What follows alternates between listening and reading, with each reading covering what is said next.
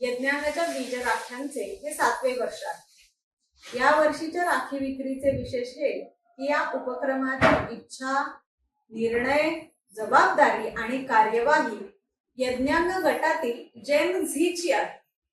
बियांची निवड, डिझायनिंग आणि अगदी दशावतार थीम, त्याची प्रस्तावना हे सारं त्यांनीच केलेलं आहे। खरे तर एकादश अवतार बीज राख्यांमध्ये एकच राखी उगवून येणारी आहे।